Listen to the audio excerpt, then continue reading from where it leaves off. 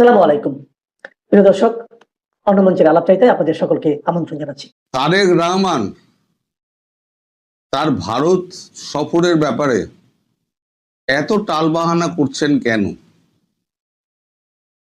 মোদিভীতি হতে পারে, কারণ যে সমস্ত এগ্রিমেন্টে উনি সই করেছিলেন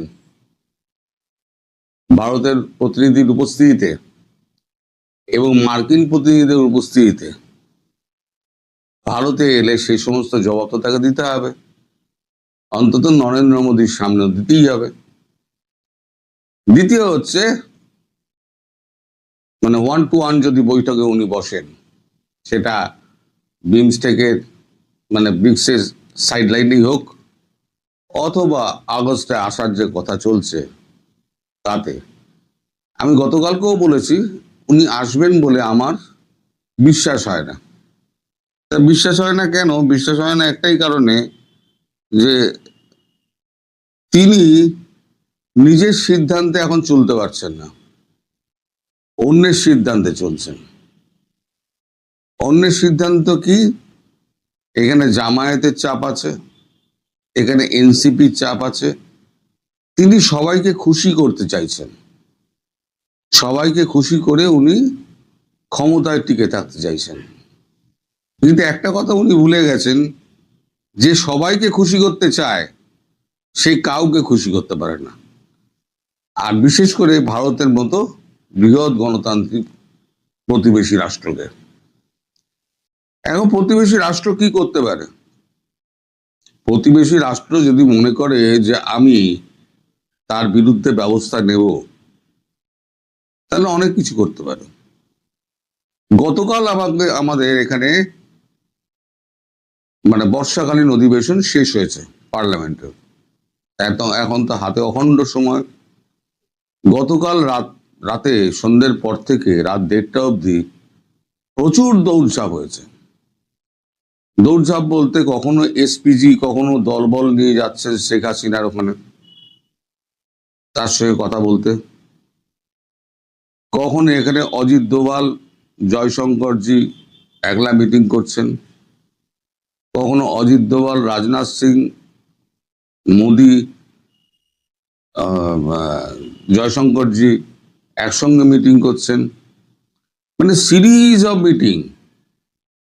এর মধ্যে গভীর রাতে আবার ডেকে পাঠানো হয় সিডিএস কে, চিফ অফ ডিফেন্স স্টাফকে। সেটা এর মধ্যে চিফ অফ ডিফেন্স স্টাফের সম্পর্কটা কোথায় আমি এখনো ধরতে পারিনি। কিন্তু এই বাংলাদেশে একটা খবর রটেছে যে দীনেশ ত্রিবেদী নাকি আবার একটা চিঠি নিয়ে যাচ্ছে, আমন্ত্রণ পত্র। আমার বিশ্বাস হয় না, আমাদের কাগজেও এরকম কিছু বেরোয়নি। তাছাড়া বাংলাদেশে এরকম বেল নেই, আপনাদের ভাষায় বাংলাদেশের অত বেল নাই। যারা আমেরিকাকে চেপে রাখতে পারে তাদের কাছে বাংলাদেশ কি? তবে এর ফলশ্রুতি হিসেবে বাংলাদেশকে কিন্তু কঠিন গুণাগার দিতে হবে। গুণাগার বলতে বাংলাদেশ ভারত ছাড়া কিন্তু তার নড়ার জায়গা নেই, সে খাদ্য পানীয় থেকে আরম্ভ করে জল অবধি। এখন আপনার দেশের যা অবস্থা, তাতে বেসিক দুটো চাহিদা মানুষের, যেটা সেটা হচ্ছে বিদ্যুৎ আর একটা হচ্ছে খাদ্যপণ্য। বিদ্যুৎ না থাকলে ট্যাঙ্কে জল উঠছে না, মোবাইল চার্জ হচ্ছে না, কোম্পানি বন্ধ হয়ে যাচ্ছে, তার আবার গ্যাসের সংকট, সিএনজির সংকট, পরিবহন কমে যাচ্ছে।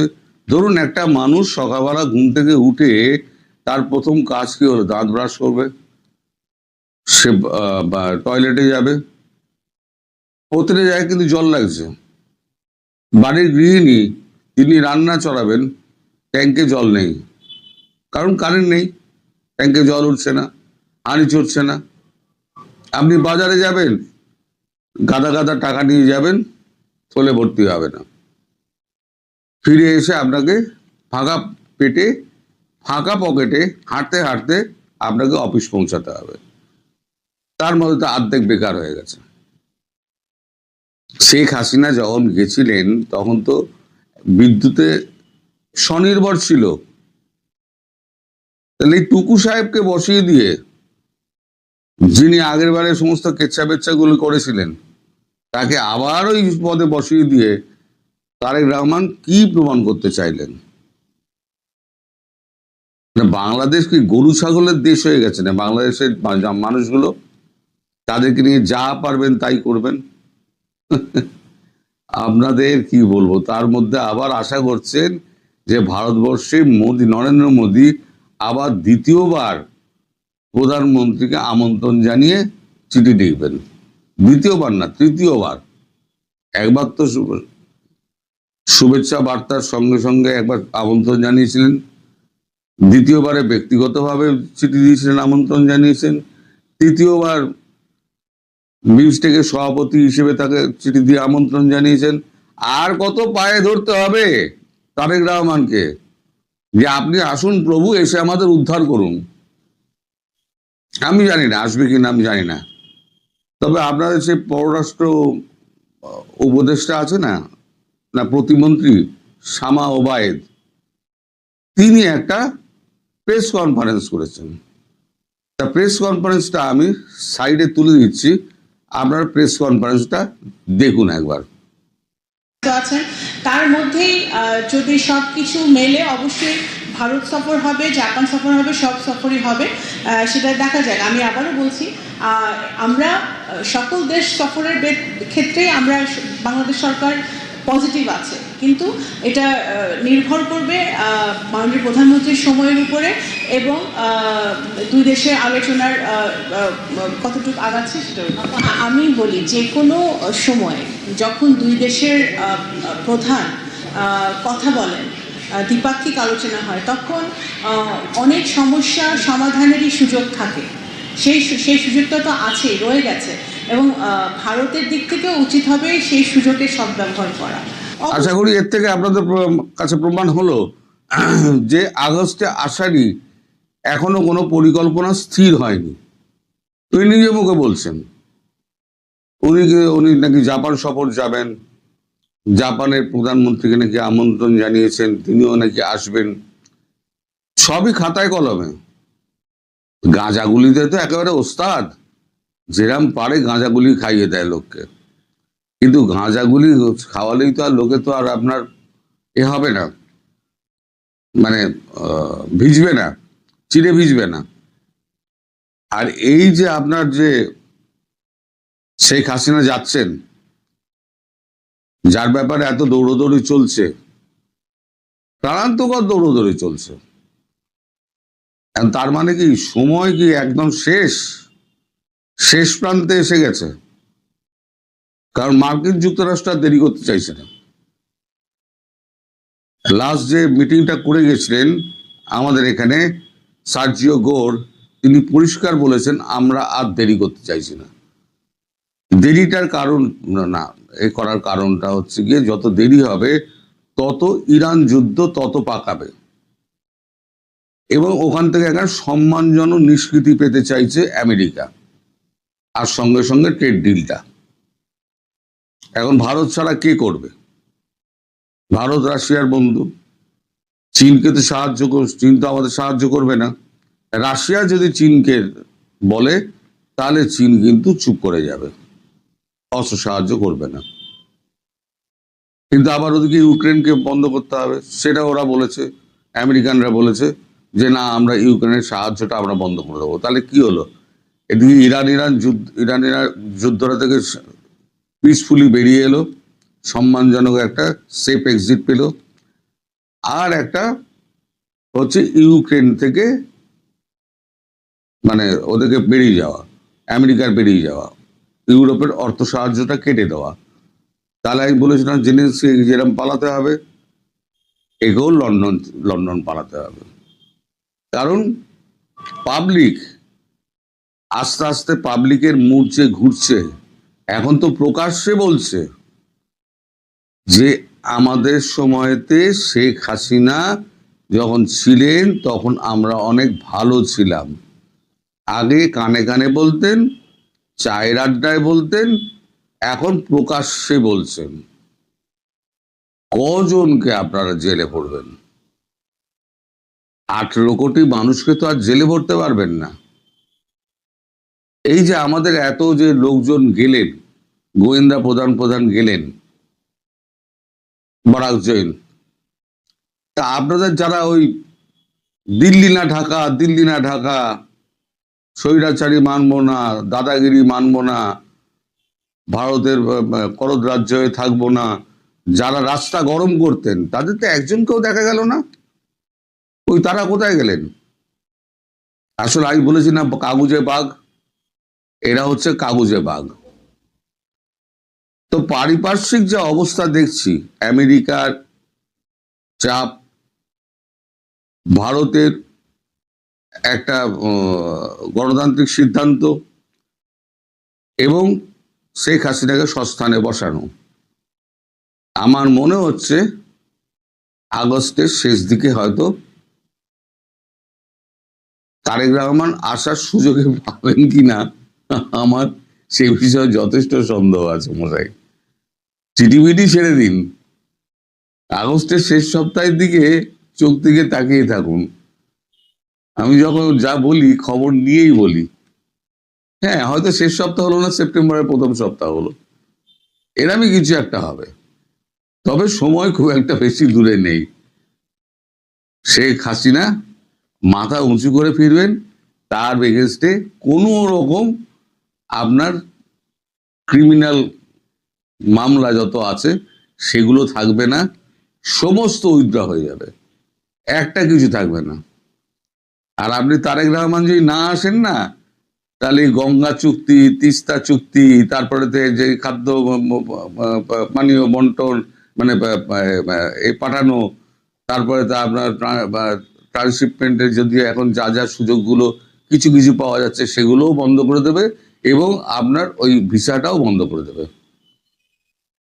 এবার দেশের পাবলিক আরো খেপে যাবে, কারণ ভিসাটা তো পাওয়া যাচ্ছিল, ভিসাটাও যদি বন্ধ করে দেয় তাহলে পাবলিক কার ওপরে খেপবে? তারেক রহমানের ওপরে খেপবে।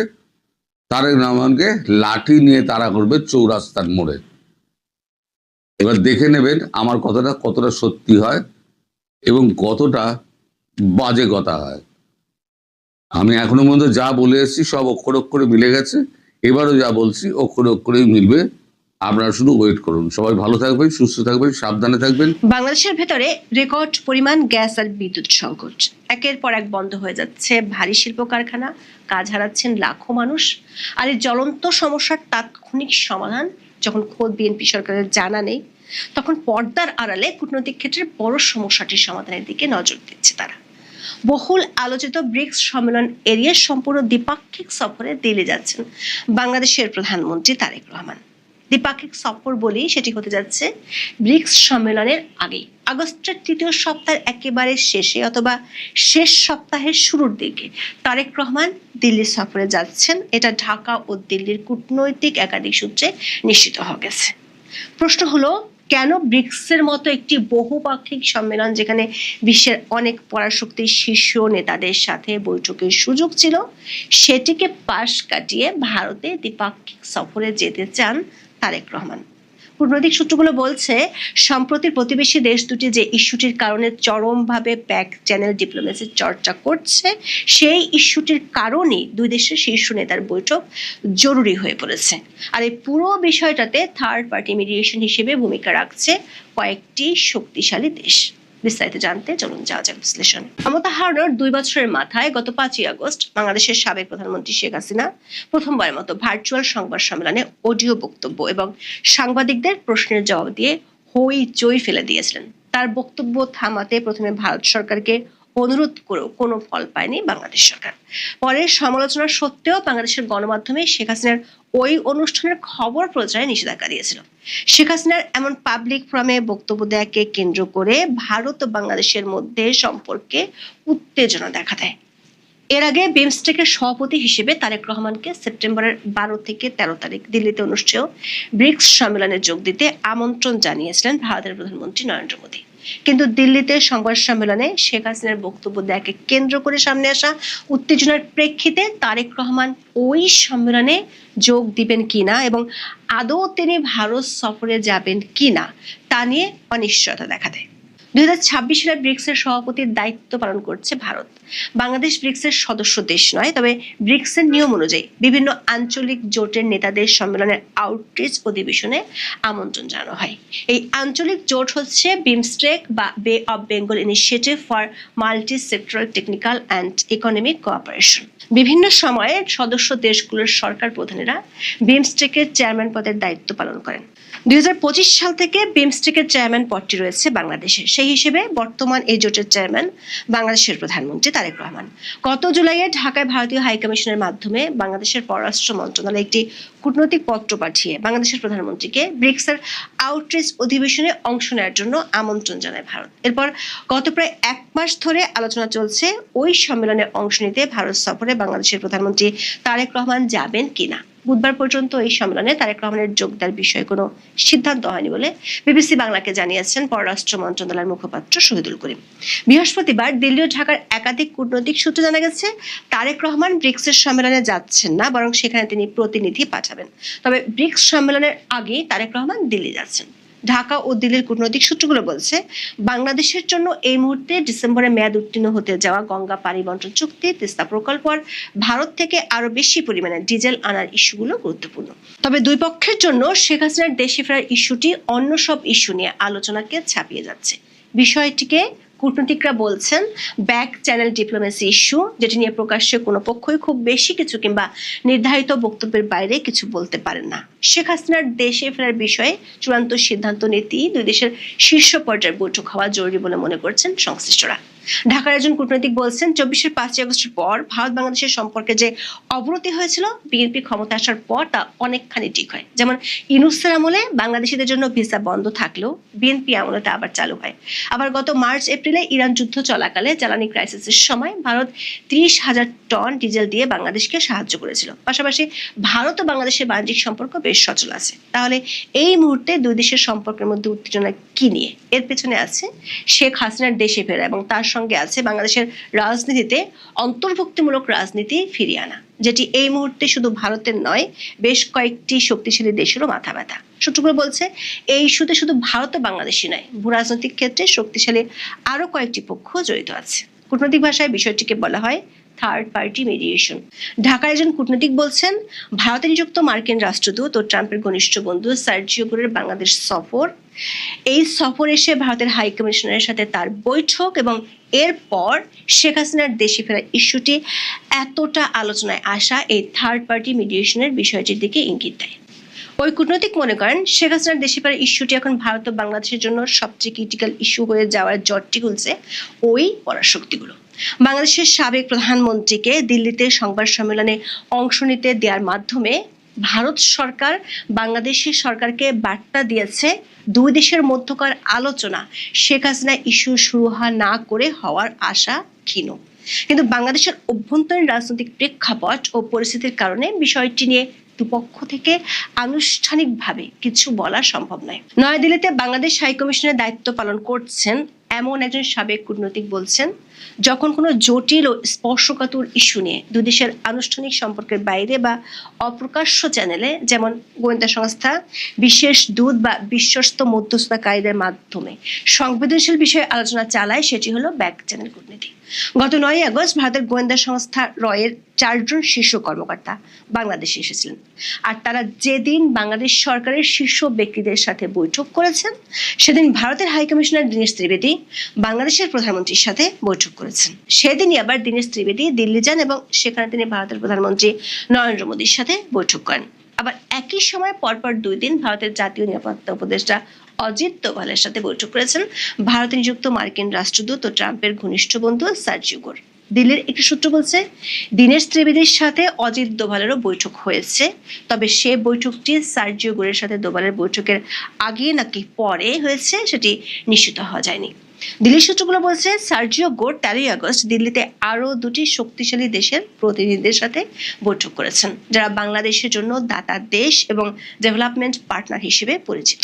তারেক রহমান যে খুব শিগগির ভারত সফরে যাচ্ছেন সেটার ইঙ্গিত দিয়েছেন বাংলাদেশের পররাষ্ট্র প্রতিমন্ত্রী শামা ওবায়েদ। 13 আগস্ট পররাষ্ট্র মন্ত্রণালয়ে সাংবাদিকদের সঙ্গে আলাপকালে প্রতিমন্ত্রী বলেছেন, বাংলাদেশের প্রধানমন্ত্রীর ভারত সফর নিয়ে তার সরকার পজিটিভ, এখনো সম্ভাবনা আছে ভারত সফরের। ব্রিক্স সম্মেলনের আগে ভারত সফর করতে পারেন এমন ইঙ্গিত পাওয়া গেছে পররাষ্ট্র প্রতিমন্ত্রীর কথা থেকে। তিনি বলেছেন, ব্রিক্স সম্মেলনের তো অনেক দেরি, 1 মাস বহু কিছু হয়ে যেতে পারে। সরকারও ব্যস্ত রয়েছে, প্রধানমন্ত্রীও ব্যস্ত, তার মধ্যে যদি সবকিছু মিলে অবশ্যই ভারত সফর হবে। সূত্রগুলো বলছে, শেখ হাসিনার সরকার পতনের পর অন্তর্বর্তী সরকারের সময় থেকে বাংলাদেশ ও ভারতের মধ্যে যে সম্পর্কের টানাপোড়েন তৈরি হয়েছিল সেটি কাটিয়ে উঠতে দুই দেশের পক্ষ থেকে চেষ্টা ছিল, কিন্তু শেখ হাসিনার ইস্যুটি সমাধান না করে যে আলোচনা আগাবে না, সে বার্তা ভারতের পক্ষ থেকে বাংলাদেশ সরকারকে দেওয়া হয়েছে। তাছাড়া থার্ড পার্টিগুলো এ নিয়ে তাদের বার্তা দিয়েছে। ফলে এখন অপেক্ষা দুই দেশের শীর্ষ নেতার বৈঠকের পর দুই দেশের পক্ষ থেকে সমীকরণগুলো চূড়ান্ত করা। ঢাকার পররাষ্ট্র মন্ত্রণালয়ের একটি সূত্র বলছে, 5ই আগস্ট শেখ হাসিনার বক্তব্য দেওয়ার প্রতিবাদে প্রেস রিলিজ দেওয়ার পরও বাংলাদেশের পররাষ্ট্রমন্ত্রী দক্ষিণ এশিয়ার ডিজিকে ভারত সফরের প্রস্তুতি শেষ করার নির্দেশ দিয়েছেন। ওই সূত্রটি বলছে, বাংলাদেশ ভারত টানাপোড়েন কাটিয়ে স্বাভাবিক সম্পর্ককে এগিয়ে নিতে ব্রিক্সের মতো বহুপক্ষীয় সম্মেলনে ভারত যাওয়ার চেয়ে দ্বিপক্ষীয় সফর দুই দেশের জন্য বেশি কার্যকর হবে। এতে দুই দেশের প্রধানমন্ত্রী সরাসরি আলোচনায় বসতে পারবেন এবং গুরুত্বপূর্ণ বিষয় যেমন গঙ্গা চুক্তি নবায়নে রাজনৈতিক আলোচনা, তিস্তা নিয়ে আলোচনা সহ 2 বছরের বাণিজ্যিক বাধা দূর করা, মানুষের যোগাযোগ সহজ করার মতো বিষয়গুলোতে অগ্রগতি সম্ভব। শেখ হাসিনার দেশে ফেরার ইস্যুতেও দুপক্ষের মধ্যে বোঝাপড়া তৈরির সুযোগ থাকবে এই সফরে। সূত্রটি বলছে, বাংলাদেশের পক্ষ থেকে প্রকাশ্যে শেখ হাসিনার প্রত্যর্পণের কথা বলা হলেও ভারতের পক্ষ থেকে এরই মধ্যে প্রত্যাবর্তনের কথা জানিয়ে দেওয়া হয়েছে। এমন পরিস্থিতিতে ব্রিক্সের চেয়ে দ্বিপক্ষীয় সফর দুই প্রতিবেশীর মধ্যে আস্থা ফিরিয়ে আনতে গুরুত্বপূর্ণ ভূমিকা রাখবে বলছে সূত্রগুলো। সেটি হলো চলতি মাসের শেষ সপ্তাহে নয়াদিল্লি যাবেন বাংলাদেশের প্রধানমন্ত্রী তারেক রহমান। বাংলাদেশ সরকারের পক্ষ থেকে শিগগিরই জানানো হবে, দুই দেশের সম্পর্ককে ইতিবাচক, স্থিতিশীল ও জনকেন্দ্রিক ভিত্তির উপর দাঁড় করাতে ভারতের প্রধানমন্ত্রীর আমন্ত্রণে দিল্লি যাবেন বাংলাদেশের প্রধানমন্ত্রী। এখন এ পর্যন্ত সবাই